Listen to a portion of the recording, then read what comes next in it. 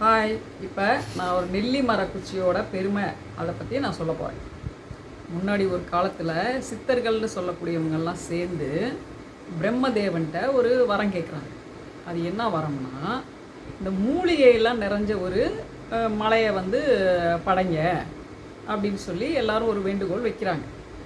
அப்போ இந்த பிரம்மதேவனும் என்ன பண்ணுறாரு, ஒரு மூலிகை நிறைஞ்ச ஒரு மலையை உருவாக்கிட்டார்.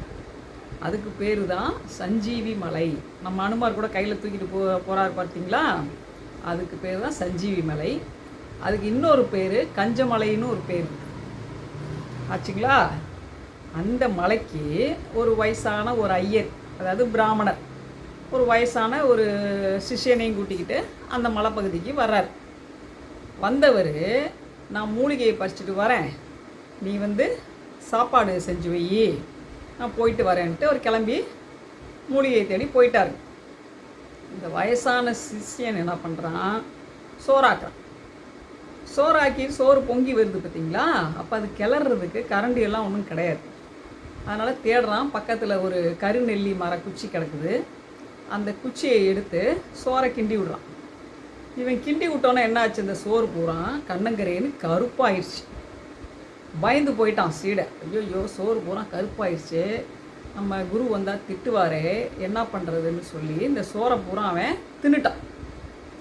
சோறு பூரா அவன் தின்னோன்னு என்ன ஆயிடுச்சு, அவன் முடி நரைச்ச முடி பூரா கண்ணங்கரேன்னு கருப்பாயி அப்படியே தோற்றமே என்ன ஆயிடுச்சு, சின்ன பையனாட்டம் ஆயிட்டான். ஒரே சந்தோஷம் அவனுக்கு. இவர் மூலிகை தேடி போனவர் வர்றாரு. வந்தவொடனே பார்த்துட்டு என்னடா இது அப்படின்னு கேட்குறாரு. நான் இந்த மாதிரி இந்த குச்சி எடுத்து கிளறினேங்க, சோறு கருநெல்லி மர குச்சிங்க, சோறு பூரா கருப்பாயிடுச்சு, நான் பயந்து போய் தின்னுட்டேங்க, இப்படி ஆயிட்டேங்க அப்படின்னு.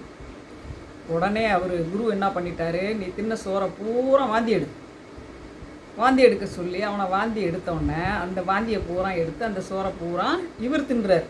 குரு தின்னோடனே என்ன ஆச்சரியம், அவருக்குமே முடியெல்லாம் கருப்பாகி அவருமே சின்ன பிள்ளையாட்டம் ஆயிட்டார்.